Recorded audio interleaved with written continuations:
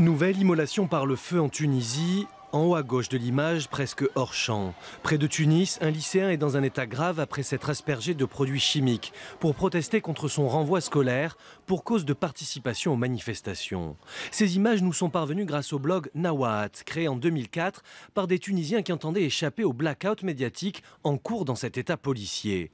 Administré depuis l'étranger, Nawaat est systématiquement censuré en Tunisie. Inaccessible via Google, le site et son contenu ont déjà été entièrement détruits 3 fois déjà. Depuis hier, forte de ses 1800 agents, la cyberpolice du régime piraterait les comptes e-mail et Facebook des administrateurs de Nawaat et de certains de ses blogueurs. Donc c'est une opération déjà qui consiste à voler des données personnelles pour pouvoir effacer le contenu de pages privées ou de blogs. C'est une opération qui consiste aussi à empêcher les gens de télécharger, d'envoyer des vidéos sur des sites de partage de vidéos comme Facebook.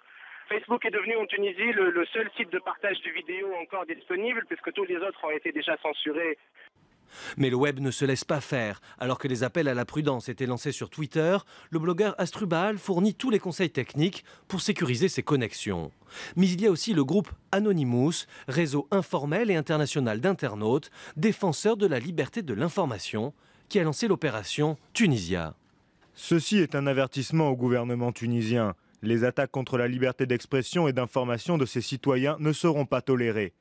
Toute organisation impliquée dans la censure sera visée et ne sera pas en paix tant que le gouvernement tunisien n'entendra pas la demande de liberté de son peuple. L'opération Tunisia s'est traduite par des attaques par déni de service de nombreux sites officiels tunisiens, toujours inaccessibles à l'heure actuelle. Mais la phase 2 est enclenchée. Devant la faible couverture médiatique des troubles sociaux en Tunisie, Anonymous demande à ses membres de diffuser le plus largement possible les informations sur la situation sur place.